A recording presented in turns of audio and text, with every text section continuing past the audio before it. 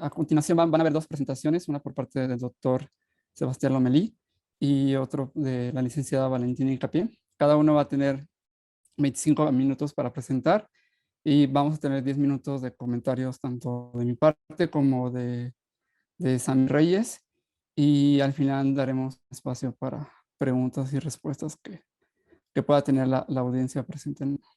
Y antes de introducir a Sebastián, pues nada, me gustaría, claro, agradecer al programa de investigación en cambio climático por el espacio que nos ceden y a la reunión, ¿no? Y también otra de las cosas que me da gusto es que, como han visto a lo largo de estos 3 días, pues este congreso involucra, ¿no?, desde las ciencias que pueden llamarse naturales hasta aspectos más sociales, y siempre, bueno, he tratado de que temas como se empiecen a tocar en este tipo de, ¿no?, en el que se juntan personas de distintas áreas. En esta ocasión vamos a tratar el tema de la filosofía, pero como ustedes tal vez sepan, hay varios campos de estudios dentro de las mismas eh, humanidades, se puede decir así. Y en esta ocasión vamos a tratar la estética, que muchas veces podría parecer que no, que quizás no tiene un vínculo, ¿no? Y quizás como mm, se puede pensar que se reducen a cuestiones como la belleza o a aspectos más sensoriales, pero justo tanto Bastián como Valentina lo que están haciendo nos permiten como pensar el cambio climático más allá de lugares comunes dentro de la estética, ¿no? Y bueno, me voy a permitir, Sebastián. Sebastián Lomelí Bravo es profesor asociado C de tiempo nacional nivel 1 desde el 2020. Doctor maestro y licenciado en filosofía por la Universidad Nacional Autónoma de México. Se ha especializado en estética y filosofía del arte orientada a las prácticas artísticas contemporáneas con tecnologías. Además tiene trabajos sobre teoría de la imagen, ontología, filosofía de la técnica e historia del pensamiento español de mediados del siglo XX. Y bueno, ha trabajado en varios proyectos relacionados al arte y las ciencias. Entonces, Sebastián, no sé si vas a presentar, puedes presentar y pues adelante.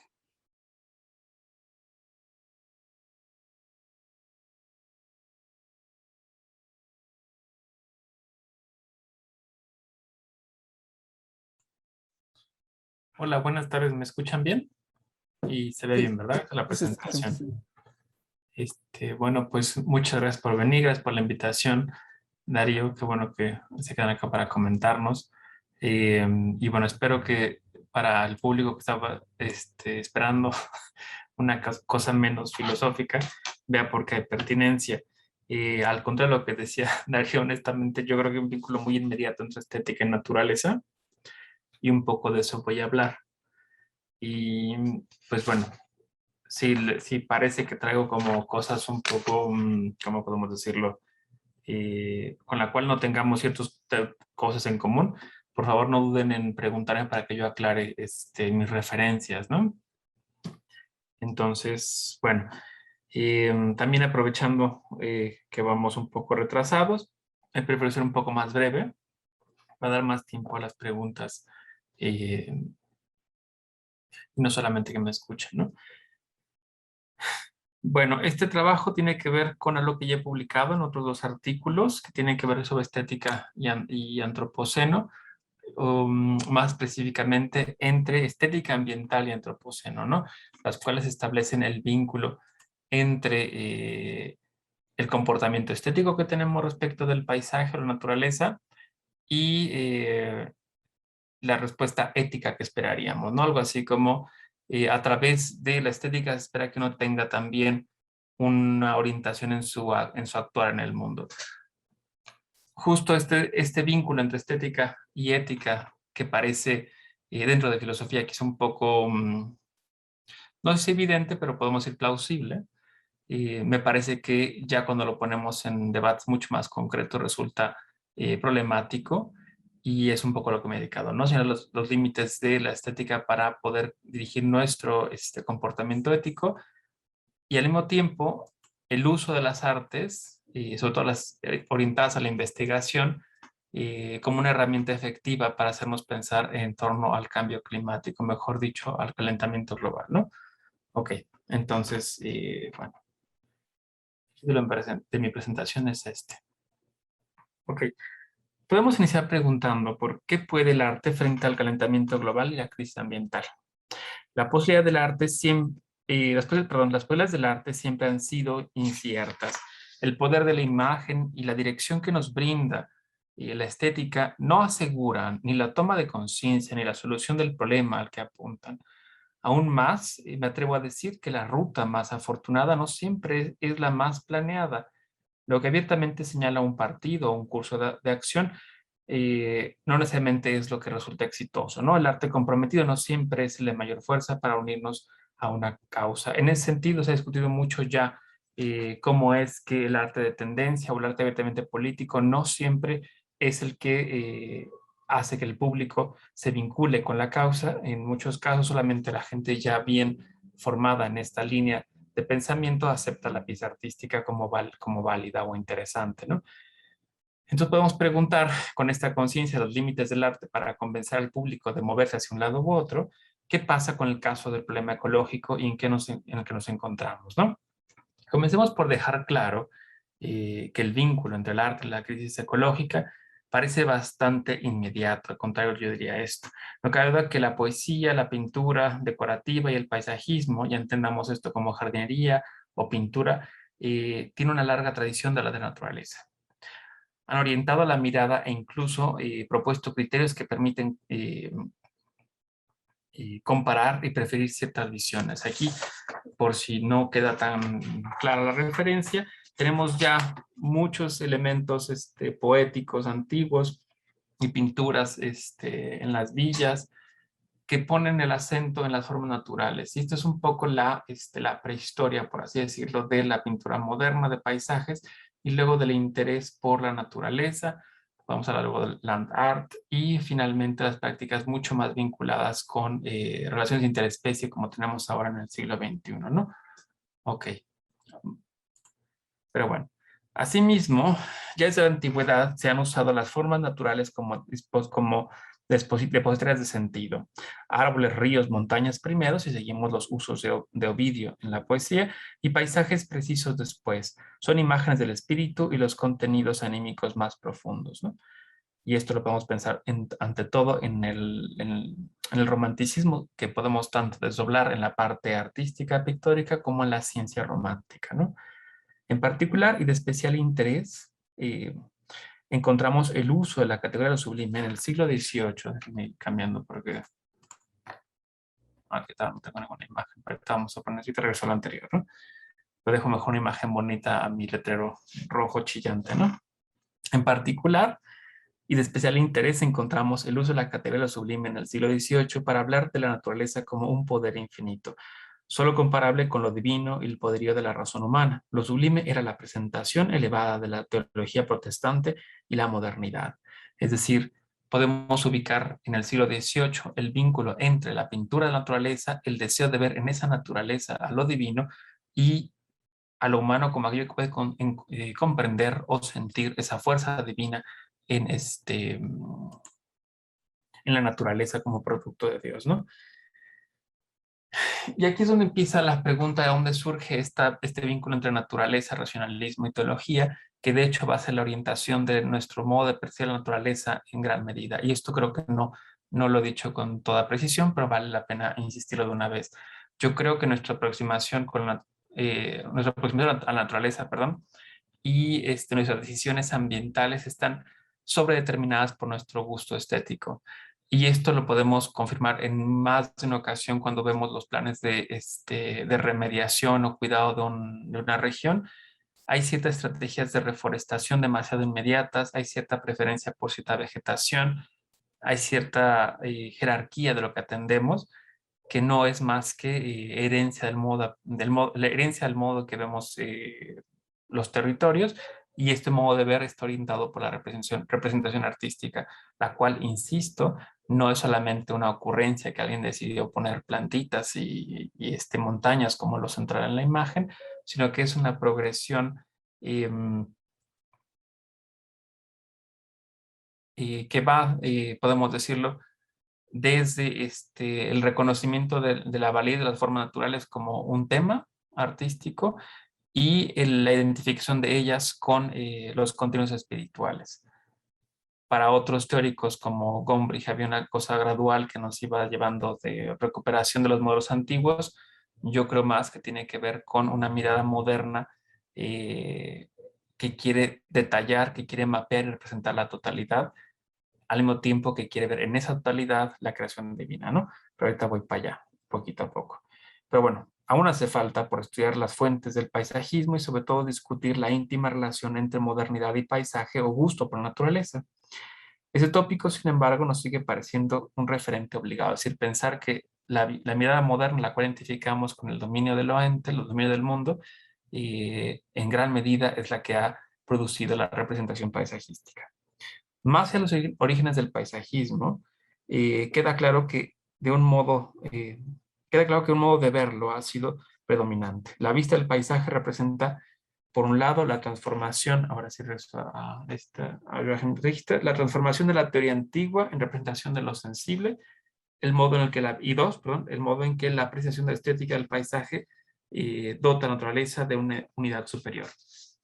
El texto que estoy citando para hacer esta referencia histórica de cómo surge el paisajismo como una estética moderna es el escrito de Joachim Richter, este hegeliano alumno de Heidegger.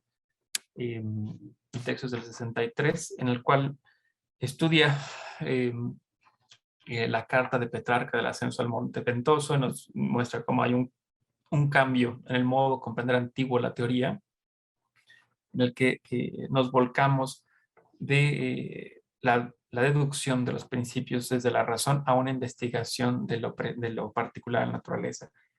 Y ese cambio moderno trae consigo una nostalgia de unidad en el conocimiento, porque el conocimiento antiguo podía en principio postular tesis, insisto, desde la especulación y de derivar el conocimiento del mundo, teniendo una actualidad entera en la razón. Pero con el desarrollo de las ciencias naturales, esto es desde, pues bueno, ni hago una historia precisa, pero con el vínculo entre la matemática y la observación, eh, desde este momento empieza el estudio particular de las cosas y esta unidad total que anhelaban los teóricos antiguos se pierde, ¿no? Y en la modernidad, en particular el romanticismo, aparece el anhelo eh, de unidad a través o con el suplemento de la estética de Joachim Richter, ¿no? Entonces, digamos, para hacerlo más como cuento, los científicos pierden la unidad antigua y los modernos encuentran la posibilidad de utilizar la belleza natural como un modo de recuperar o sentir que todo está vinculado, que la Tierra es una o que está viva, ¿no? Y en ese sentido podemos ubicar el modo en el que eh, el Humboldt va a estudiar el paisaje. Déjenme regresar a la ponencia para no irme perdiendo en la explicación sin el texto, ¿no? Entonces, Joachim Richter ha señalado ambos puntos, es decir, tanto el interés por lo particular como la recuperación de la unidad a través de lo estético. La ciencia se vuelca a lo particular y sensible en la modernidad, partiendo así de una unidad racional de la teoría antigua. Esta falta de racionalidad no solo se subsana desde la especulación en la filosofía natural, encontrar, digamos, la razón fundamental detrás de los fenómenos naturales, sino que se muestra en la estética. La apariencia estética de la naturaleza garantiza la unidad de lo real. Es aquí en donde nos encontramos con el romanticismo y en particular el empirismo razonado de Alexander von Humboldt y las teorías del paisaje de Carl Gustav Karus. Para ellos, la ciencia y el arte se aseguran de describir la fisonomía de la Tierra y mostrar con ello un fragmento de vida de la Tierra. No solo se habla o describe lo peculiar, sino que se descubre la unidad de las formas vivas, ya sean orgánicas o inorgánicas. En esta tónica es que, bueno, nada más para agregar justo lo que van a estar haciendo estos autores, me refiero a Humboldt y a Carus, según Reita, será reconocer en particular, podemos ubicarlo en Patinir, la unidad del mundo en la pintura, ¿no? Pero, aquí justo como, perdón, aquí tenemos, aunque sea así una imagen fantástica, tenemos todo, ¿no? El cielo, las montañas, el agua, incluso como es la laguna Estigia, pues también tenemos los distintos destinos del hombre, ¿no? Pero bueno, sigue siendo esto un paisaje demasiado alegórico, ¿no?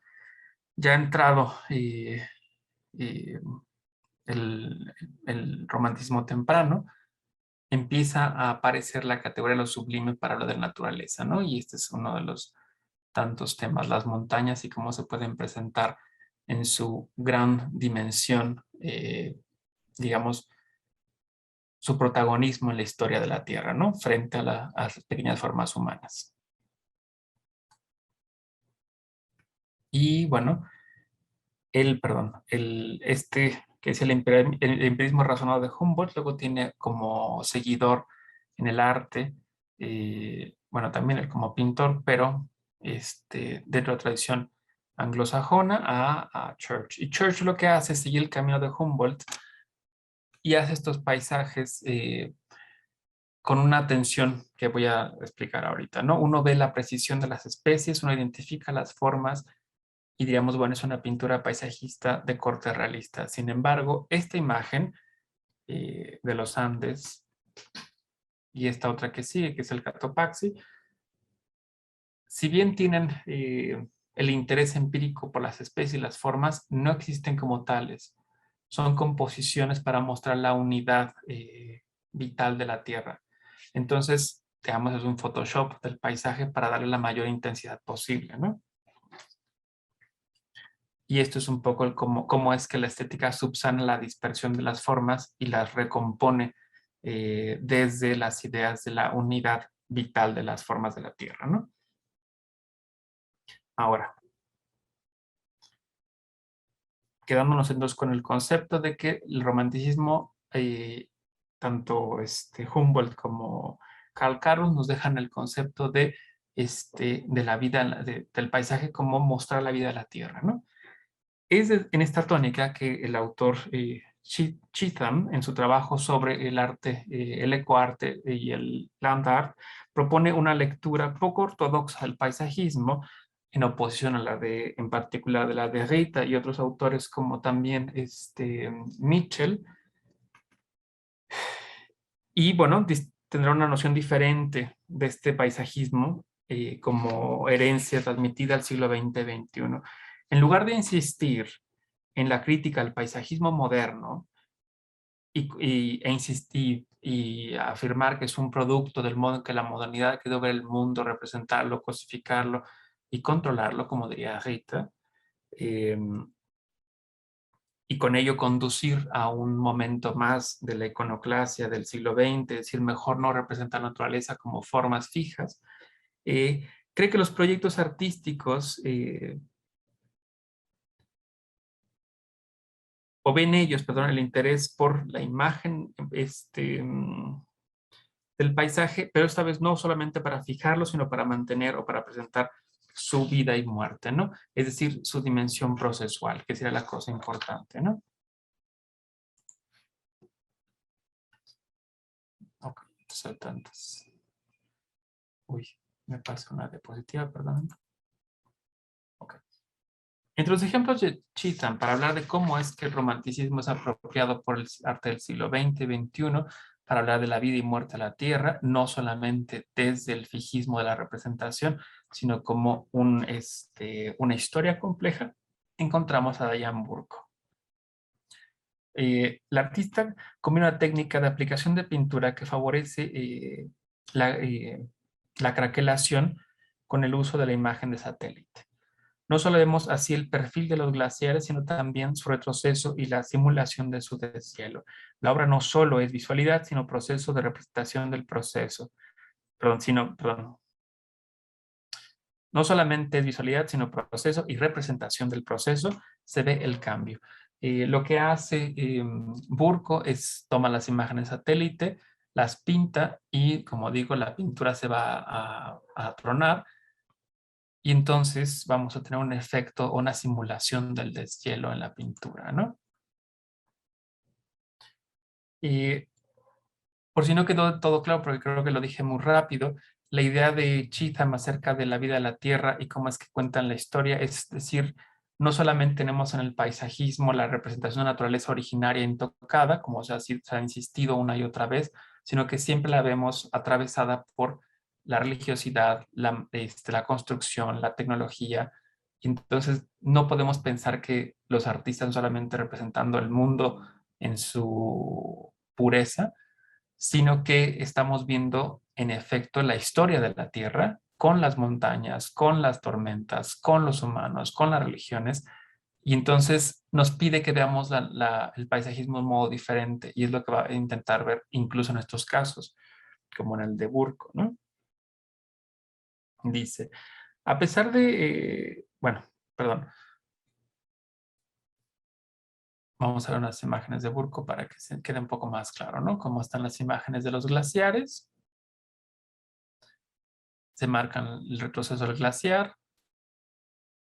Y esto es pintura, pero son imágenes satelitales, ¿no? O esta que ya es una composición de imagen satelital y ya representación del planeta, ¿no? Eh, pero bueno, entonces podríamos decir que hay un punto interesante en la pieza de Burko para hablar del calentamiento global, en la medida en que no solamente es una imagen que se utiliza en medios de comunicación para hablar del deshielo, sino que nos las trae a una cercanía particular, ¿no? Y esperaríamos que al ver cómo se rompe la pintura, tenemos una evocación del deshielo que en principio pasa a una distancia incomprensible para nosotros, ¿no? Pero bueno, no todo es miel sobre hojuelas, no habría que pensar esto con más calma. A pesar de ello, no podemos olvidar la paradójica relación de la imagen satelital con la obra en cuestión. Como ha indicado Otto Steyer, la imagen satelital abre un nuevo modo de visualidad y dominio. La perspectiva lineal, renacentista, el modo en que se presentaba desde Alberto y Brunelleschi las figuras en el espacio, eh,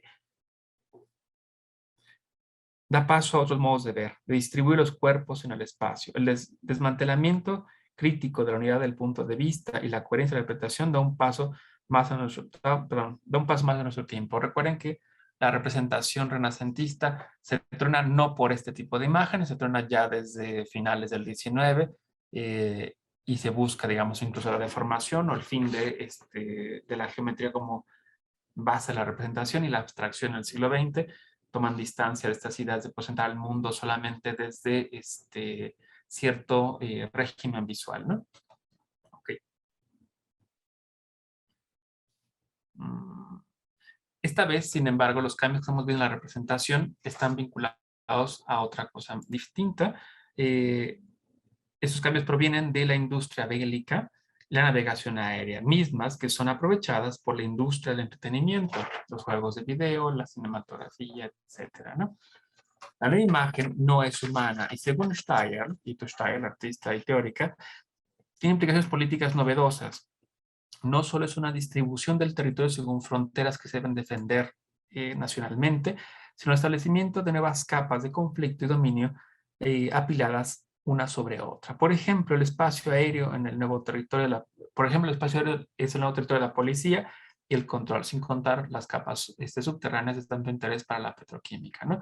Entonces, diría, el fin de la perspectiva lineal, dice, Steiger da paso, en efecto, a una caída en picada al fin del horizonte, que se articula en principio con la mirada vertical de las tecnologías belicistas. Y entonces, citando a Steiger, la vista elevada es una metonimia perfecta de la verticalización más general de relaciones de clase en el contexto de una guerra intensificada desde arriba, vista a través de los lentes y las pantallas de la industria militar, el entretenimiento y la información. Esta nueva imagen satelital la consumimos para divertirnos, la consumimos para exterminarnos.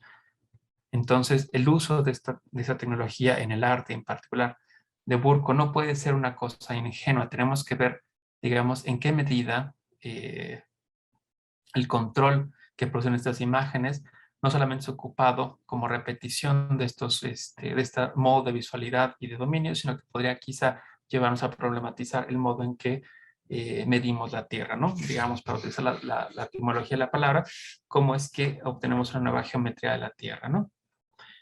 Ok. En palabras de Joe Steyer, una caída sin reservas a los objetos, es decir, el vértigo que sentimos por la falta de horizontes producido por la ruina de la perspectiva lineal y también por la falta de referentes que encontramos en nuestro tiempo. Abrazando nos lleva, perdón, según ella, a deber abrazar este vértigo hacia la falta de fundamento, abrazando un mundo de fuerza y materia carente de toda estabilidad original, que desencadena el repentino shock de la apertura, una libertad espantosa, absolutamente desterritorializante. Ay, perdón, porque le dará acceso a alguien, cambié la diapositiva. Y también desconocida. Caer significa ruina y desaparición, tanto como amor y desenfreno, pasión y entrega, declive y catástrofe. Caer es tanto decadencia como liberación, una condición que convierte a las personas en cosas y viceversa. Caemos en una apertura que podemos padecer o gozar, aceptar, sufrir o sencillamente asumir como realidad. Me interesa la salida de Steyer porque profundiza en la falta de referentes como una estrategia para desmontar la perspectiva vertical que anunciamos con la mirada satelital, los drones, etc. Porque la salida de Steyer no es una salida, aquí me sobró una E, perdón. Steyer. Ah, no, sí, no está bien, perdón, tuve un lapsus. Lo leí raro el nombre de Steyer, pero no. Me interesa esta apuesta por la disolución y el vértigo, porque parte de las estéticas, como era un momento, ambientales, insisten en el deseo de permanecer en el lugar, de sentirnos compenetrados con la tierra. Y yo soy de la idea, junto con, bueno, siguiendo a Ursula Heise, que esta estrategia pseudo-romántica, pero más cercana al ambientalismo norteamericano que dio lugar a los parques ecológicos, tiene muchos puntos problemáticos, ¿no? Pero ahorita voy para eso, para ese lado, perdón. Ok. Perdón, Lomelín, te quedan 5 minutos. ¿Me quedan 5 minutos? Sí, Ok. No voy bien de tiempo ok. con todo. Entonces el ejemplo del final de la representación, eh, un ejemplo de representación y dominación en términos lineales, ejemplos de la perspectiva aérea que de hecho reproducen la imagen de poderío, como en el caso del proyecto de Burtynsky, que es sobre el antropoceno, porque me parece que solamente vemos poderío. Y bueno, en ese sentido, me interesaría seguir la idea de la craquelación, o perdón, del craquel, no sé cómo se dice, olvidé el sustantivo, de cómo se craquela la pintura en las pinturas de Burko, como la investigación del proceso, y se acercamos al proceso. Y en ese sentido, creo que vale la pena pensar el cambio de perspectiva de Tim Ingold, que hace pensar el paisaje no como una fijación de la realidad, sino como una fijación de las formas cambiantes de los distintos agentes implicados en el paisaje, ¿no? Por utilizar el término taskscape, ¿no? Y bueno, aquí tenemos otros ejemplos justo, como Herbig Turk, que toma las fotografías del lago Salado, siguiendo la indicación de Robert Smithson de que no hay un paisaje natural, sino siempre artificial. Se pone a investigar justo los agentes en el paisaje. Otra es Agnes Meyer-Brandis, que estudia la contaminación a través, y bueno, los componentes en el aire a través de una instalación que hace tazas de té, que empieza a averiguar qué tipo de plantas y aerosoles se encuentran. Y nosotros mismos trabajamos con el Instituto Mexicano de Intersticiología y Lago de Guadalupe, investigando pues el modo en el que la física del paisaje sustituye las piedras y los palitos por tapas de plástico, cómo es que los mismos animales han aprendido a hacer su espacio con los componentes de desecho. Y así luego hicimos una pieza pensando en el land art, aunque a Richard Long no le gusta el término, para discutir el modo en que se habita el paisaje, y esto lo presentamos en la segunda bienal de la UNAM, ¿no? Pero bueno, entonces con esto me detengo para no alargarme más y solamente repetir que el tema es hacer que el paisajismo o la investigación del paisaje en términos de crisis ambiental insista en los agentes interactuando en el territorio y no solamente en la idea de poder compenetrarnos en el espacio para reconciliarnos con la naturaleza, ¿no? Y por eso creo que mejor el arte de investigación y los proyectos que insisten en los procesos serán más importantes eh, que los proyectos centrados en la apreciación de la tierra como nuestro lugar originario, ¿no? Eso sería como todo lo que tenía que decir por ahora. Muchísimas gracias, Sebastián. Ahora soy yo el que te doy el agradecimiento por parte del PUI. Y en este caso vamos con la siguiente ponencia, antes de los comentarios que te hagamos Rubén y yo. Y no sé, Rubén, si te gustaría darle las gracias a Sebastián también, antes de presentar a Valentina. Ah, sí, claro. Gracias, Sebastián. Bueno, la siguiente ponencia la va a dar Valentina Hincapié Martínez, que es licenciada en Filosofía por la Universidad de Antioquia y miembro del Grupo Cultural Violencia y Territorio del Instituto de Estudios Regionales, INER. Es aspirante de Magíster en Filosofía de la Cultura en la Universidad Autónoma de Latinoamericana en Colombia. Actualmente está ahora con nosotros en México y en la UNAM, por supuesto, y sus intereses de investigación han girado en torno a los problemas de reconfiguración comunitarias en zonas de conflicto armado, la biopolítica y el biopoder asimismo, y asimismo se ha dedicado a explorar las profanaciones de los dispositivos de control, las emergencias de una ética del vínculo ontológico contingente en un horizonte de crisis ambiental, social y subjetiva. En este sentido, vamos a ver que su ponencia va a girar justo en estas cuestiones de em, biopolítica, ecología, pero también en la filosofía, como los rasgos ontológicos que he mencionado en anterioridad. Entonces, Valentina, ya te veo por ahí. Te agradezco participar con nosotros, igual al doctor Sebastián, y te doy la palabra. Bueno, buenas tardes a ustedes, gracias por la invitación, gracias a Sebastián por su presentación. Voy a compartir pantalla. ¿Qué le digo? Y voy acá. ¿Me confirman, por favor, si se puede ver? ¿Están viendo mi pantalla? Todavía no, Valentina. Ah, a ver, creo que acá. No, tampoco.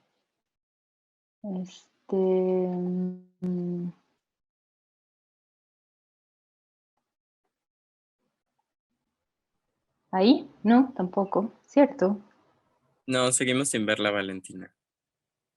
Bueno, parece que no se va a poder. Es un archivo en PDF, ¿será esa es la razón? Si quieres, envíanoslo, si puedes, por correo o por el chat. No sé si puedes enviarlo por privado a Darío o a mí. O mándamela a mí si quieres, Valentina. Bueno, disculpen, ya te lo envío.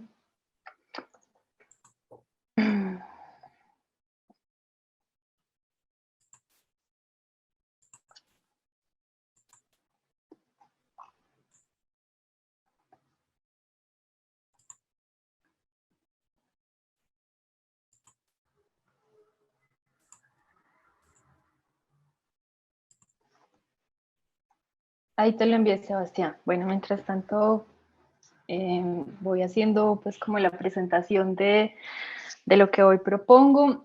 Como bien decían ustedes, pues parece ser muy extraño que la filosofía tenga que decir algunas cosas al respecto del cambio climático, pero efectivamente sí tiene mucho que decir la filosofía, particularmente desde el ámbito estético, desde el ético y desde el ámbito político.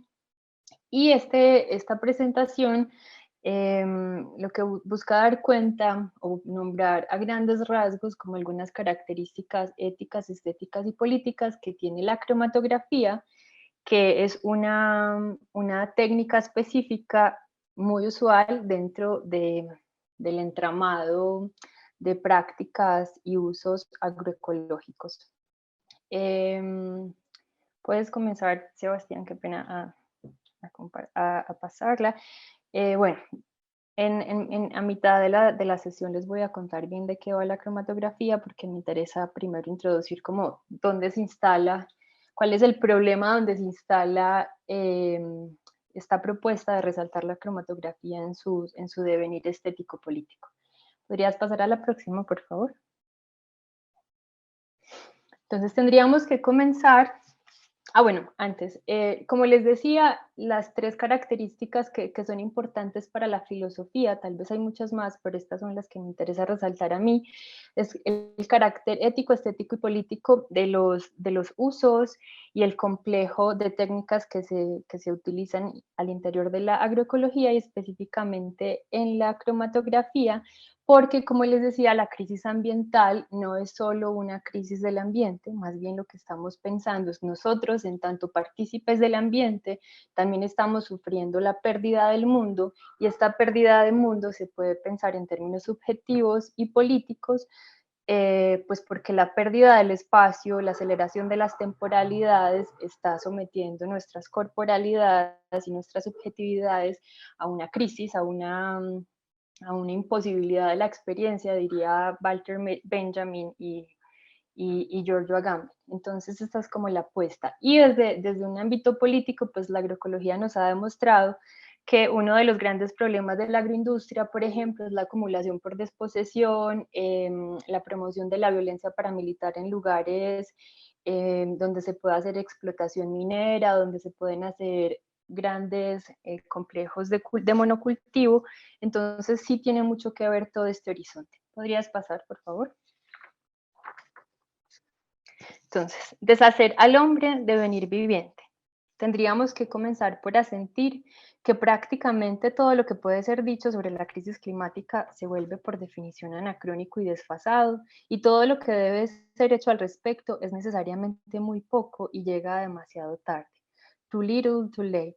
A pesar de esta radical aseveración y a pesar de nosotros mismos, tenemos que asentir que estamos justo acá porque consideramos que la posibilidad de la nutrición, de la perseverancia en el ser, que es el esfuerzo que todo ser vivo hace para permanecer en la existencia, es algo inmanente a la fisis y como tal es algo inmanente a nosotros. Tenemos una exigencia ontológica para construir y participar en los escenarios donde la vida se da en el mismo vivir, en tanto forma singular e irremediablemente ligada entre sí. Esta apuesta de deshacer al hombre, de devenir viviente, tiene que ver con desarticular el sistema de creencias que ha construido una categoría de hombre como un hombre plenamente racional, desarticulado de sus percepciones, desarticulado del mundo y soberano de las corporalidades vivientes. Y en este caso, digamos, como vemos el hombre como metáfora de la agroindustria, el hombre como metáfora del emporio financiero, y el hombre como aquel que emprende una actividad constante de socavamiento de la vida y de sus vínculos vitales en esa desposesión de las territorialidades. En un texto titulado Hay un mundo por venir, a forma de pregunta, de Eduardo Viveiros y Débora Danowski, ellos exploran, entre otras cosas de interés, el pensamiento amerindio y las posibilidades que tiene este pensamiento como antípoda subversiva frente al discurso occidental de la filosofía y de la antropología. Estos pensadores nos hacen un llamamiento para que, en palabras de Deleuze y Guattari, involucionemos y concibamos otras formas de devenir en un mundo ambiental en crisis, de crisis social, ambiental y subjetiva. Particularmente nos han persuadido a preguntarnos qué tipo de vivientes pretendemos ser y en medio de un horizonte de crisis climática. Esta pregunta no pretende buscar una respuesta sobre las esencias o sustancias de los vivientes, sino más bien pretende preguntarse por los agenciamientos prácticos que que los vivientes construimos en cada segundo de cara a las problemáticas de la crisis. En este sentido, la pregunta por qué tipo de vivientes pretendemos ser comienza a transformarse en la pregunta por qué tipo de vivientes pretendemos devenir.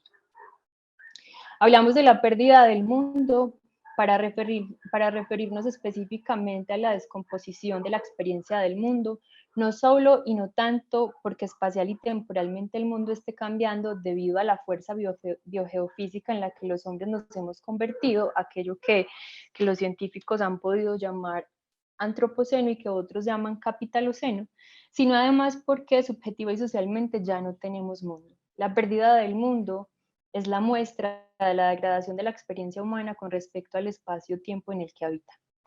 Esta pérdida ante la crisis climática podría entenderse así. En relación con la pérdida del tiempo nos referimos a la aceleración. Una de las características del antropoceno, como bien lo anota Chakrabarty, es que el curso biogeofísico del tiempo ahora se mueve igual o más acelerado que el tiempo de la historia y la cultura. Los cambios ambientales causados por la crisis no están se están dando de manera tan acelerada y sin precedentes como antes no sucedía, y con respecto a la pérdida del espacio nos encontramos con la reducción de los hábitats. Pensemos en la icónica y triste imagen de la pérdida del suelo del oso polar, de su hielo, del hielo del Ártico, en el ave que regresa al nido, que dejó en su árbol, que fue derribado. Pensemos en el Amazonas, que hoy se desangra, y en los peces que no pueden nadar por el río porque fue construida una central hidroeléctrica, que es la triste historia del oriente antioqueño en Colombia. ¿Podrías pasar, por favor? La próxima. La otra. Listo. Entonces, cuando comprendemos la crisis ambiental, en esta proposición, en esta apuesta por dejar o por deconstruir esa configuración de lo humano y del hombre en esas coordenadas del antropoceno, entonces comenzamos a comprendernos justo como eso, como corporalidades en medio de una crisis ambiental que compartimos espacio y tiempo con otros vivientes, y en esa medida estamos reconociendo, o más bien experienciando, que estamos ligados ontológicamente al mundo y entre sí, es decir, entre vivientes, puesto que estamos vivos. Somos también una fuerza viva de la naturaleza que precisa de modificar sus prácticas cotidianas para poder hacer habitable, para pensar en una estética del habitar, en un habitar que sea un morar, un demorarse en los lugares, en construir como imagen y semejanza ya no de la figura de la soberanía, sino de la propia naturaleza, para hacer por lo menos de nuestro tiempo presente un tiempo con un mínimo de posibilidad de vida. ¿Podrías pasar, Sebastián, por favor?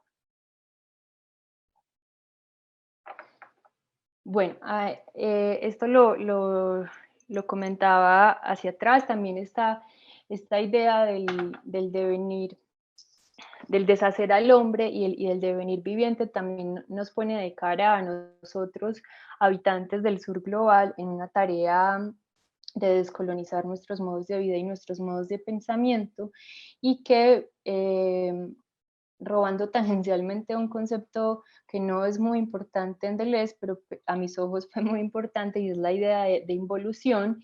Y es, involución no quiere decir, él no quiere hacerle, no quiere hacer apología al llamamiento de los anarcoprimitivistas de deshacer la historia y el lenguaje, sino más bien tiene que ver con deshacer las lógicas de aceleración del desarrollo, y en esa medida involucionar implica encontrar otras formas de concebir culturalmente el mundo, y el pensamiento amerindio lo ha hecho desde siempre, solo que hasta este momento comenzamos a poner los ojos sobre el pensamiento amerindio, que entre muchas cosmogonías podríamos rescatar como una característica que es general en muchos de estas cosmogonías amerindias, y es como los seres humanos, o más bien los humanos, fuimos sacrificados en un momento preoriginario, y a través de ese sacrificio de algunos humanos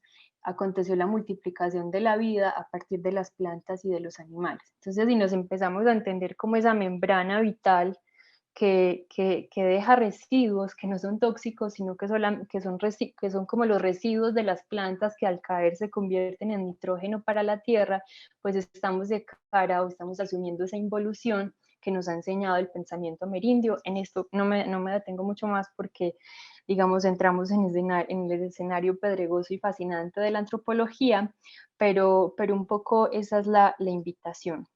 Podríamos pasar, Sebastián. Bueno, entonces este deshacer el humano implica pensar en prácticas que tengan que ver con esa involución y que tengan que ver con ese devenir y tomando prestada el pensamiento de Deleuze y Guattari, tendríamos que decir que se trata entonces de explorar unas formas del devenir menor. Y ellos se preguntan, ¿por qué hay tantos devenires del hombre? Es decir, ¿cuántas posibilidades tiene el hombre de devenir mujer, de devenir niño, de devenir otras multiplicaciones, otras fuerzas vitales? ¿Y por qué no de devenir hombre? Pues justamente porque este hartazgo de crisis climática ha acontecido, porque en lugar de devenir hemos decidido solidificarnos en la imagen recalcitrante del hombre, de ese hombre que acabamos de nombrar y caracterizar, y dentro del mundo de posibilidades que tenemos hoy, pues ya no está la posibilidad del devenir hombre. El devenir hombre no es posible porque ya está instanciado en el mundo de manera generalizada y es justamente eso lo que pretendemos desarticular. La próxima, por favor. Entonces, dentro de esta pregunta, ¿por qué prácticas menores o qué técnicas o tecnologías menores podríamos pensar de acuerdo a esta nueva forma o a esta forma originaria de concebirnos, originaria en términos del pensamiento amerindio? Hago esa acotación. Aparece la cromatografía, que se trata, ahora sí les explico, de un método cualitativo que permite reconocer el estado de salud del suelo. Es una suerte de hacer fotografías sin cámara fotográfica de la tierra. Entonces se recolectan partes de la tierra, se someten a un proceso de secado, de maceración, y luego se someten como a un proceso de revelación, y según la revelación de unas tonalidades, unas formas que se van construyendo, podemos hacer un análisis del suelo que nos permite entonces pensar qué nutrientes le hacen falta a un territorio si se le quiere sembrar frutas o leguminosas. Entonces termina siendo una cartografía de la salud del suelo, que es muy interesante porque utilizada a pequeña escala, pues permite construir las huertas de traspatio, las huertas comunitarias, obviamente dentro de las coordenadas de la agroecología. Como un devenir aparece ante nuestros ojos este hacer artesanal. No se trata de un hacer de cualquier modo, sino de un hacer artesanal que cualesquiera que sea, esté ligado al mundo ontológicamente por el deseo de vivir. Esto significa que no está en contravía del flujo de la vida ni de sus procesos volitivos de nutrición, sino que está siempre aportando códigos en beneficio de esta. El caso de la cromatografía es muy sugestivo porque aparece como un uso técnico que se despliega en un horizonte de baja frecuencia. Es, como diría Isabel Stengers, un movimiento del slow, un hacer lento, un hacer a bajo impacto que revive las prácticas que la modernización había condenado. Cuando hablamos de hacer artesanal, del hacer artesanal o del oficio, estamos pensando justamente en un conjunto de prácticas, casi siempre manuales, que recrean relaciones productivas mediadas técnicamente por los objetos singulares. Específicamente nos instalamos allí, donde el hacer artesanal aparece como referente de la inutilidad. ¿Podrías pasar de diapositiva, por favor? De inutilidad técnica, al mismo tiempo que aparece como una antípoda del éxito técnico. Esto es así porque el éxito técnico ha estado del lado de aquellos que quieren amasar altas sumas de dinero, como los grandes empresarios, aquellos que han creado guerras por apropiarse material y culturalmente de los territorios y que al albergar materias primas han hecho de los territorios campos de combate. En oposición a esto aparece la inutilidad del hacer artesanal como una instanciación de procesos productivos que tiene como único fin contribuir con estos procesos vitales de la fisis, particularmente con aquellos que buscan abastecer las necesidades de uso, entre las que se encuentran la necesidad vital de producir un alimento libre de agroquímicos. ¿Podrías pasar, por favor? La siguiente.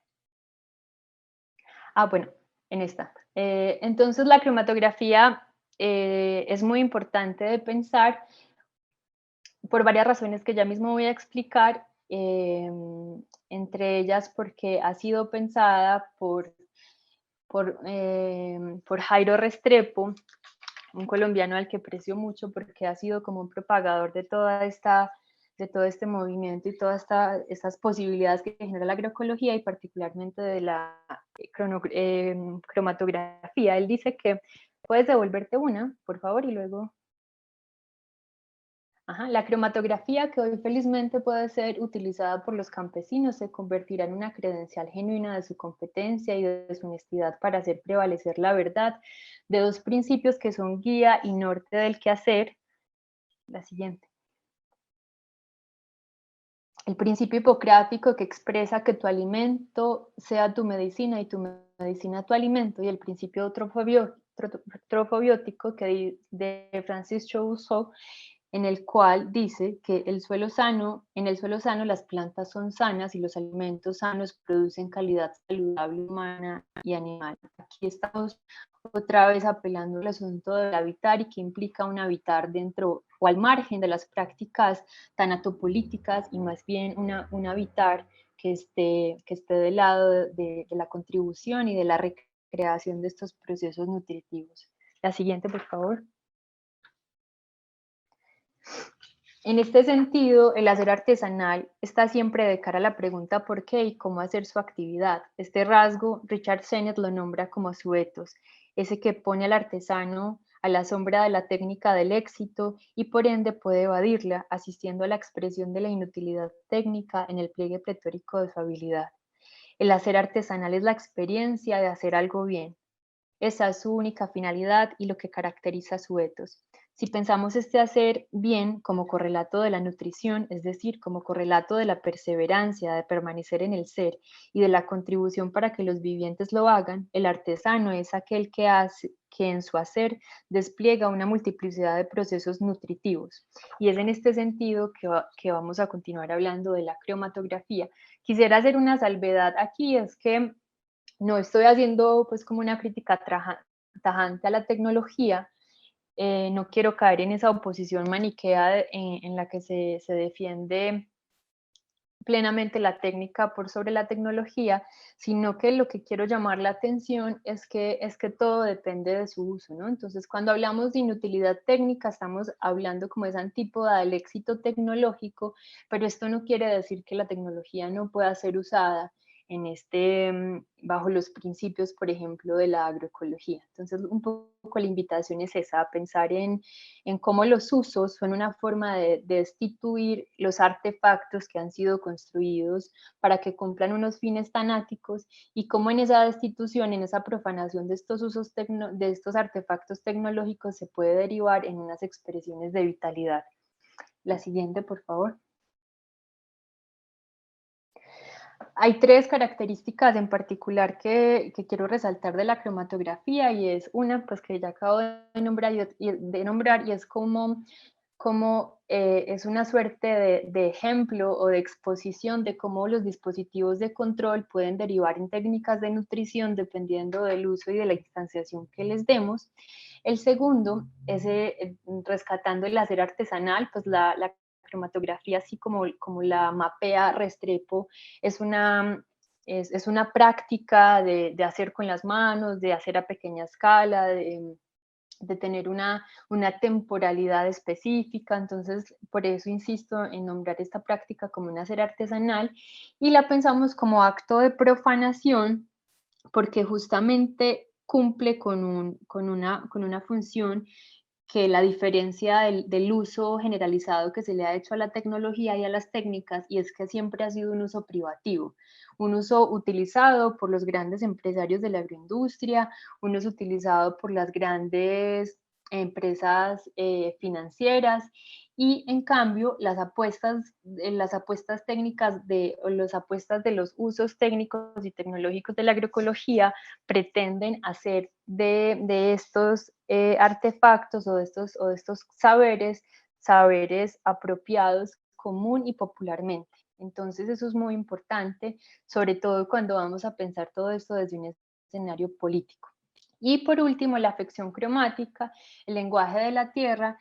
Llamar la atención que en esa lectura, o sea, en esa fotografía que se puede hacer de la salud del suelo y en esa interpretación y en las posteriores acciones que se pueden derivar de esa interpretación según lo que carece un suelo y del estado de su salud, me hacen pensar que es una forma de lenguaje. Entonces, ¿cómo pensar esa simbiosis diferenciada que tenemos nosotros entre vivientes singulares, siempre distintos? Yo concibo que somos también animales, pero que si todos estamos en un proceso de singularización distinto. Y se me hace muy interesante encontrar en esta afección cromática una simbiosis en el lenguaje. La siguiente, por favor. Sí. Y finalmente la agroecología, como ese entramado general de donde se desprende el uso o las prácticas de cromatografía, como aquel que abarca o que unido a unas intenciones desde la ecología política puede instanciarse no solo como una práctica agrícola, sino como un devenir estético y político que tiene muchas cosas que decirnos, particularmente en este momento de crisis. La siguiente. Entonces, la agroecología acontece bajo un uso técnico que no pretende instituirse como un dispositivo biopolítico, no pretende ordenar las plantas ni los animales, no pretende disciplinar los ecosistemas. Lo que pretende y logra realizar la agroecología es observar e imitar los movimientos propios de la tierra para tratar de recuperar los espacios vacíos que ha dejado a su paso el neoextractivismo. Hay un texto que yo recomiendo mucho que se llama Ecología Política de la Agricultura, de un autor que se llama Omar Felipe Giraldo, que logra de manera muy especial vincular estas apuestas desde la agroecología y como sus dimensiones políticas. La siguiente, por favor. La agroecología deviene en gestualidad política porque no sabe de acumulación por desposesión, sino de redistribución, autonomía y participación. Deviene en gestualidad estética porque no sabe propiciar pérdidas de la experiencia, pero sí sabe de autopoiesis porque su impulso es la creación y la gestión alegre del habitar. La agroecología deviene en gesto ético porque sabe respetar y propiciar espacios para que el ser persevere en la existencia bajo las múltiples y singulares coordenadas de la nutrición. La siguiente. Listo, y finalmente llamo la atención sobre esta y la siguiente imagen. Esta dice representación sin redistribución es simulación, y es un guiño a todas las apuestas políticas que son transversales en esta estética del habitar, en esta apuesta por una lectura filosófica, ética y política. Y es que de la mano, o digamos como antípoda de la agroecología, está toda la apuesta del neoextractivismo, que se ha basado particularmente como una perpetradora de la representación. Recordemos entonces que Colombia y México pues son uno de los países, bueno, y en el sur global en general, pero estos dos son uno de los países con más muertes de líderes ambientales. No hay redistribución de la tierra. Colombia tiene unos números escandalosos de la cantidad de tierra que está en manos de unos pocos, y cómo hay un simulacro de esta representación que al no tener redistribución pues se convierte completamente como en un horizonte vacío, que es justo eso, simple simulación. Mientras sigan existiendo licencias ambientales que permitan entrar las hidroeléctricas a nuestros territorios y en general, pues como todo lo que se desprende del nuestro activismo, no es posible agenciar un horizonte realmente político. Y la siguiente es una imagen de un gesto, un ejemplo, una imagen de cómo se pueden proponer los dispositivos o cómo pasan. Esta fue tomada de un portal en internet que se llama Desinformémonos y es la toma de la fábrica de Bonafont. Y acá en esta imagen hay muchas cosas en juego. Una de ellas es esa disposición de ser guardianes del río y cómo hay una total oposición y una total crítica a las formas de privatización que ha tenido en general el capitalismo en nuestros territorios y de asuntos tan vitales, digamos, tan específicos como el agua. Entonces, esta es otra forma en que popular y comunitariamente se puede ejercer el digno ejercicio de la profanación de los dispositivos. Y finalmente, agradezco a todos, en especial a los pueblos del sur global que se organizan para liberar la tierra, a los guardianes de semillas, de bosques y animales, gracias a los que hacen de su vida cotidiana una expresión profanadora contra la privatización. Gracias. Vale, muchas gracias, Valentina, por recalcar en tu presentación la relevancia de la cromatografía y la agroecología como una forma o bueno, contrario a un aceleracionismo, como lo has mencionado, ¿no? Y bueno, me gustaría que primero Sami interviniera y ya después lo haré yo y dejaremos tiempo para preguntas y si la audiencia tiene preguntas desde ya las puede hacer y al final pues las hacemos. Sami. Hola, les agradezco a ambos otra vez, a Valentina por su presentación, también por rescatar esto al final de las luchas ecológicas y sobre todo de cómo los pueblos, pues no solo indígenas, sino también los pueblos campesinos han mantenido una lucha para la recuperación de sus tierras y de su hábitat como modo distinto. Bueno, voy a empezar primero con la de Sebastián para llevar el orden de cómo expusimos. En el caso de Sebastián, a mí me pareció muy interesante la cuestión del paisaje por la situación de cómo nosotros nos relacionamos con el mundo en el sentido de la visión, ¿no? En las representaciones artísticas solemos ver ciertos paisajes que a lo mejor no vemos en las ciudades, que por ejemplo estos que nos puso Sebastián, que eran lagos, que eran lugares verdes y que en las ciudades no tenemos este encuentro directo.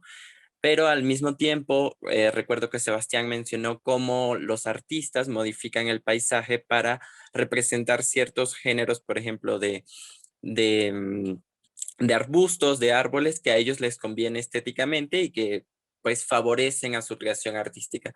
Desde ese punto de vista, podemos pensar que también el arte, pero en el arte no solo el arte plástico, sino también las representaciones culturales, como las que vemos en el cine, que es muy frecuente que veamos bosques o lagos o paisajes limpios, al mismo tiempo nos conectan con la idea de que esos son los paisajes que hay que rescatar, ¿no? Ciertas ideas de paisajes que nos gustan y que de alguna manera culturalmente han sido rescatados por la industria artística y que nosotros vemos como mejores o como más bonitos o como más, pues sí, más bellos, más estéticos de alguna manera. En este sentido, vemos que a comparación en las ciudades, nos encontramos con ciertos sectores o ciertos lugares que a lo mejor consideramos feos o que consideramos menos llamativos y que por eso no buscamos recuperar.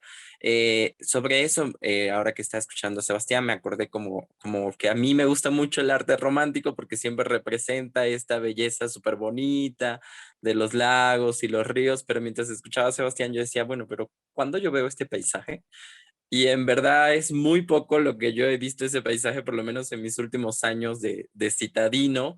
Y entonces digo, claro, pero este no es el paisaje que yo veo en el día a día. Y en mi ciudad, pues claro que hay un tipo de flora que no es representada por el arte, pero que merecerías una recuperación estética, ¿no?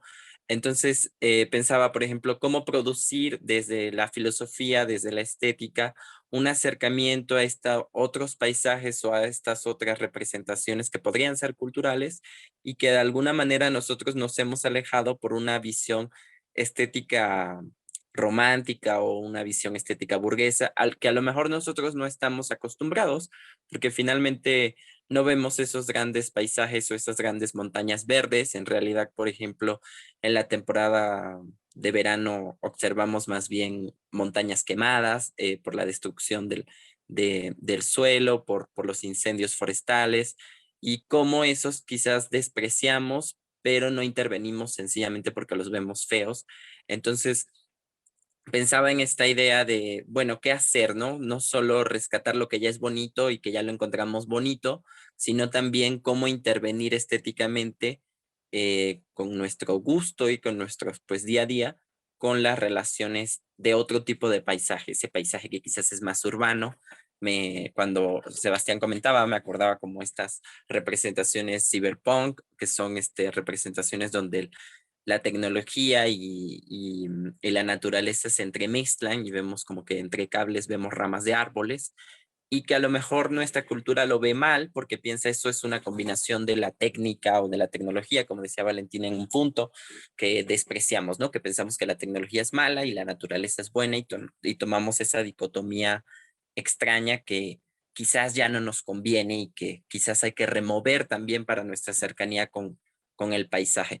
También pensaba en eso por lo mismo de que vemos, por lo menos ahora es una forma que yo he notado en el cambio climático es que nos ponen los cambios, ¿no? Durante 100 años nos ponen cómo ha cambiado satelitalmente una zona y nos muestran y nos dicen, miren cómo ha quedado, y esta idea de que ha quedado fea, ¿no? Entonces pensaba, ¿qué hacer? O sea, porque podemos decir, bueno, quedó fea y entonces vamos a rescatar el bosque del Amazonas que todavía está verde y bonito, pero y todo este otro paisaje de la destrucción, ¿cómo intervenir? Em, por último, en el caso de Valentina, me interesaba sobre todo la cuestión de, ok, yo entiendo la cuestión de la velocidad y pensaba, bueno, es verdad que ciertos pueblos tienen una lentitud de obrar o una lentitud, la cuestión de la técnica, ¿no? Los artesanos no pueden producir, no sé, 100 vajillas en un día porque la técnica artesanal exige una lentitud que otras técnicas industriales no podrían tener. Entonces, en ese sentido, ¿cómo hacer también que no sea algo solo de los artesanos, algo solo de las personas agricultoras que tienen esta lentitud, sino que se también pase a una estética de la lentitud, del aprecio? Por ejemplo, cuando Valentina lo decía, me imaginaba el artesano, el contacto con la materia, ¿no? Como esto del barro, como la cerámica, cómo procesarla, el observarla, el también, por ejemplo, con los agricultores, el tocar el maíz, algo que nosotros quizás nunca hemos hecho y que ellos sí hacen día a día, y que a través de ese tacto pueden también saber la salud de la tierra. No es solo una cuestión em, de arrancar el maíz y listo y te lo damos, sino que ellos también saben de un modo cómo está la tierra, el gusto también. Por ejemplo, el alimento es distinto en el campo al que nosotros ya comemos, entonces hay una diferencia ahí que a veces no rescatamos. Cuando Valentina decía, por ejemplo, la diferencia entre Colombia y México, me recordaba cómo en Colombia hay una lucha por la recuperación de maíz, los maíces de color y no solo el maíz que se puede industrializar. Eso también tiene que ver con una noción estética de cómo nosotros nos relacionamos con los alimentos, cómo nos relacionamos con el contacto con los alimentos, porque no es lo mismo comer maíz nada más por comer, a quizás apreciar el proceso de una persona que saca el maíz, que lo toca, que lo siente, que lo procesa, que luego lo convierte en alimento, y que aparte ese alimento queda también para su propia comunidad, que era algo que Valentina rescataba muy importante, que nosotros hemos olvidado, ¿no? El producir alimento para nuestra comunidad y no solo alimentos para otros, que es el problema, por ejemplo, de la industrialización, que andamos haciendo alimentos siempre para vender y no para la producción propia. Entonces, en ese sentido pensaba, bueno, en el caso de Valentina, ¿cómo producir una estética de la lentitud, del aprecio del contacto con, pues, con la naturaleza, pero también con los procesos técnicos, que no solo es la técnica de, digamos, del barro, sino que es un proceso técnico amplio, y cómo producirlo en el día a día y que no quedemos como una idea que a veces sucede de las comunidades o indígenas o las comunidades agrarias o las comunidades de este tipo, tienen otra forma de vivir y nosotros otra, como una diferencia de decir ellos son ellos y nosotros somos nosotros, sino de cómo podemos lograr que ellos se conecten con nosotros y también nosotros con ellos sin hacer una dinámica de eso es mejor y nosotros somos peores, porque también, como decía Valentina, la idea de la tecnología puede imposibilitar esto, ¿no? Decir, como nosotros somos muy tecnológicos, no podemos ya tener este contacto técnico, este contacto manual. O como ellos son muy manuales, no pueden adaptar la tecnología a sus modos de habitar. Pero que ese habitar tenga un fondo de lentitud, que sería lo que yo rescaté como estética, una estética.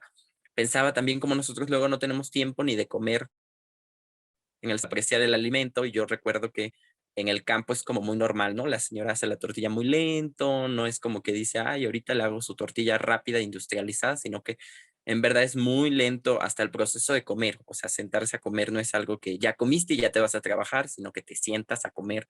Y eso es un disfrute que hemos perdido y que yo siento que de alguna manera permitiría ver también cómo se puede vivir lento, que no hay que vivir en la rapidez del aceleracionismo capitalista, sino que en verdad la lentitud permite otra forma de visión que de alguna manera da respiros, como podríamos pensar respiros a la tierra, respiros al paisaje para que se recupere, respiros a las personas que también trabajan ahí para que se recuperen físicamente y atiendan también sus dolores. Pensaba en esto que en la última imagen de Bonafont, la explotación de la agricultura, la explotación del agua y que no permite la recuperación que la tierra necesitaría posteriormente. Es como una explotación sin recuperación. Entonces, ¿cómo traspasar eso a la civilización que tenemos mal entendida como lo mejor? En el sentido de estos parece que son del pueblo y nosotros somos la ciudad, estos parecen más bárbaros y nosotros somos los civilizados. ¿Cómo romper esos binarismos, esa dicotomía y de construirnos en un habitar, como tú decías, en un devenir viviente, que no sea ahora el devenir ciudadano, devenir pueblo, sino más bien una ética estética finalmente que nos permita conectarnos? Ese sería mi comentario para los dos y muchísimas gracias de nuevo por sus participaciones.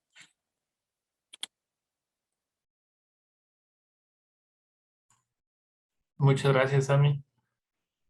No sé si Valentina quiere decir algo como para comentar. No, en verdad pueden ya comentar ustedes, luego Sebastián, luego Rubén les comentará y hacemos la dinámica como un diálogo, más que respuesta, pregunta, respuesta, pregunta.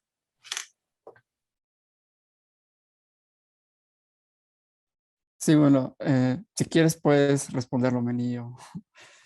Sí, justo no sabía bien por dónde empezar, porque como era fue como un comentario, no sabría por dónde. O sea, yo creo que, insisto, las decisiones sobre los espacios tienen varios supuestos estéticos que tienen que desmontarse. Y ahí sí creo que tanto teóricos como activistas luego tienen estas fantasmas rondándolas en su imaginería, ¿no? Entonces yo creo que es importante hacer esta crítica estética en principio para no repetir cosas problemáticas, ¿no? De repente cuando trabajamos el lago, los vecinos hacemos caminatas y le preguntamos a los vecinos que vayan, que vean el entorno, preguntamos qué creen que sea lo problemático de esto, ¿no? Y por supuesto los plásticos, la basura evidente, pero muy pocos señalan los árboles sembrados por los desarrollos de casa habitación, que son cedros, que no deberían estar ahí y que están sembrados uno junto al otro. Entonces, ese tipo de cosas que parece que embellecen, que hacen que sea un bosque más europeo, no los ven problemáticos, ¿no? Tampoco la presencia de los eucaliptos o del pasto. Les parece que eso es lo natural. Y eso, cuando uno debe empezar a hacer intervención mucho más precisa para evitar que eso sea un problema, ¿no?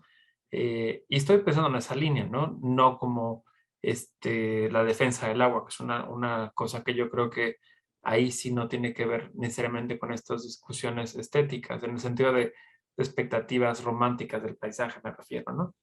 Creo que es una cosa más complicada en términos políticos, como mostraba Valentina, ¿no?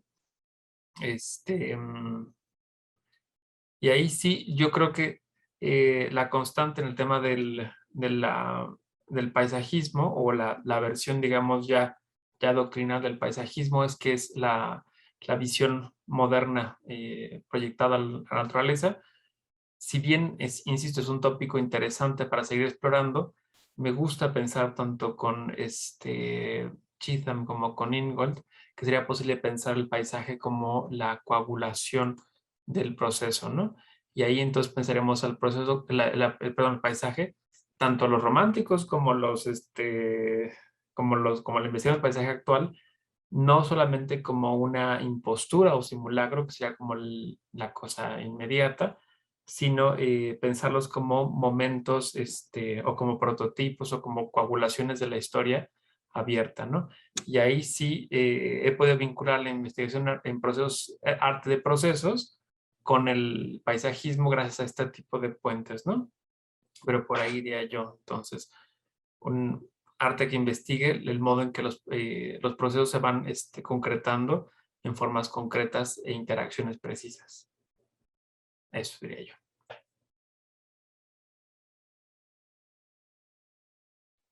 Gracias, Sebastián. Valentina. Sí, bueno, no, muchas gracias por tu comentario.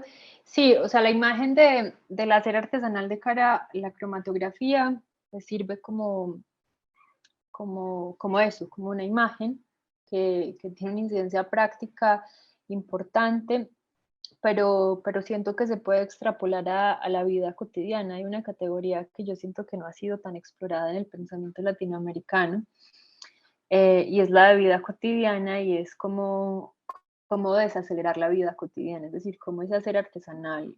Ese hacer artesanal es posible de diferentes modos, porque tampoco creo que se pueda inscribir, y tampoco es mi interés inscribir esto en una lógica deontológica. No es un deber ser, es un asunto es una exigencia ontológica que asumimos en tanto cuerpos vivos, desacelerar nuestros modos de vida, pero no está dentro del fuero de la deontología. En todo caso, creo que para la vida cotidiana vale mucho la pena pensar en cómo construir la vida propia y la vida en común, como un escenario para el habitar, y el habitar implica demorarse, un morar, ¿cierto?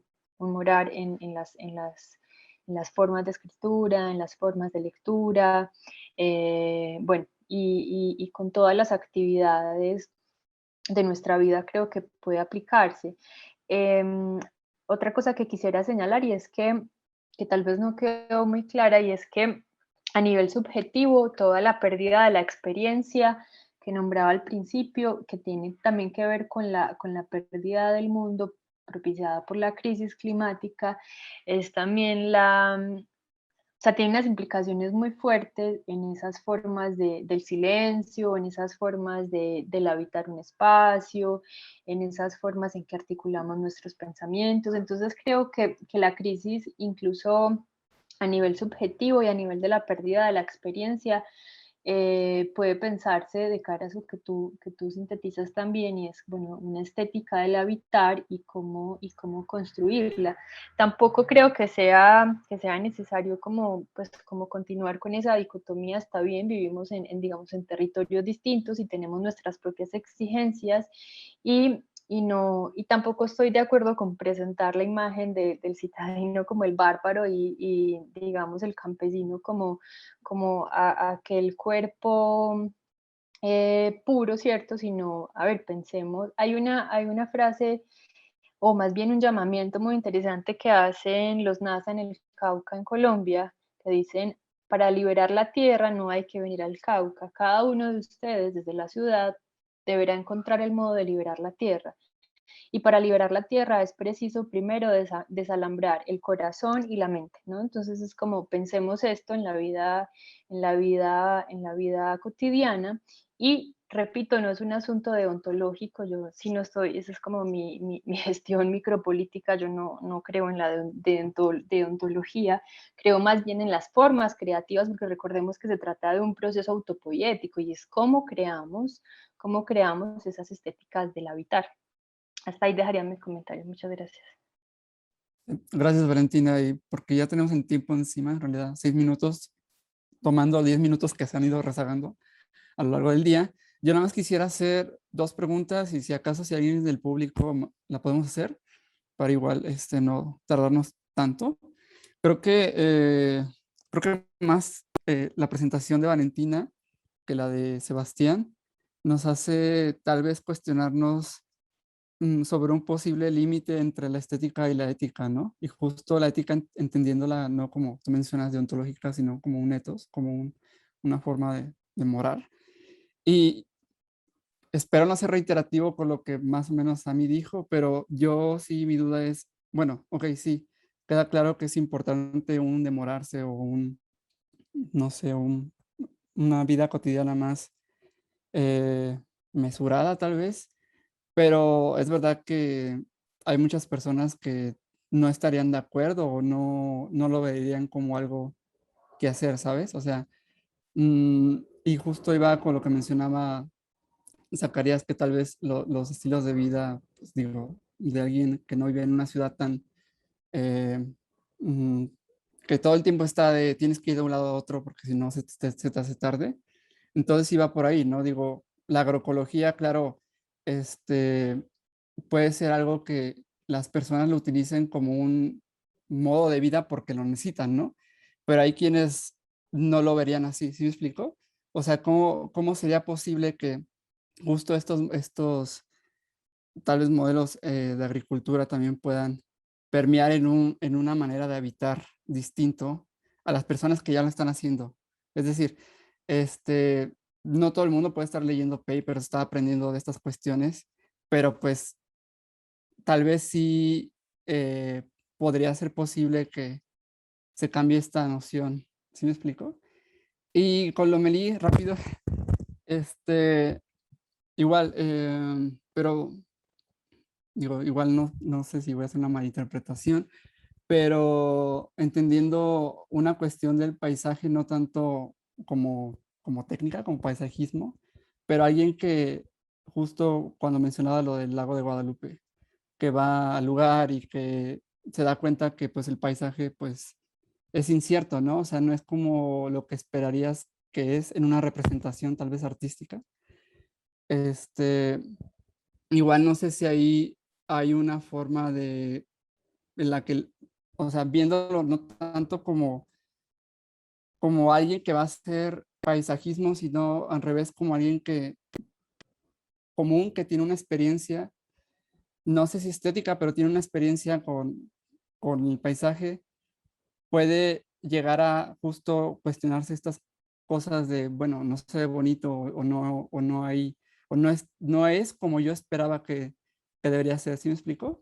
Este, es decir, y tú lo mencionas en algún artículo, ¿no? Que pues cuando vas al Valle de Guadalupe tú esperas como un lago bien, ¿no? O bueno, limpio, o esperas ver pues ciertas plantas, pero te das cuenta que está lleno de basura o que hay vertederos o que pues hay una configuración distinta de esto, ¿no? No sé si me di a explicar, pero espero que sí.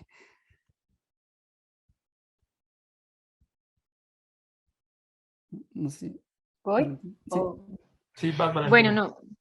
Ok, bueno, no, lo único que yo podría decir ante tu pregunta, si entendí bien qué era lo que me decías, es como, pues no hay que olvidar también que dentro de, no solo de las apuestas de la agroecología, sino incluso de como muchas de las apuestas del vitalismo filosófico, la naturaleza no se concibe como algo equilibrado, como algo estable, ¿cierto? La naturaleza siempre es una multiplicación de movimientos contrarios, una multiplicación de afecciones, y esa multiplicación de afecciones deriva en un asunto que se llama como los procesos de singularización, y es como cada ser vivo en el lugar que habita, en la temporalidad en la que se encuentra y según su potencia vital, puede como digamos, recrear su existencia. Entonces, esto lo digo es porque, pues, primero como que y, ese habitar, ese demorarse tiene que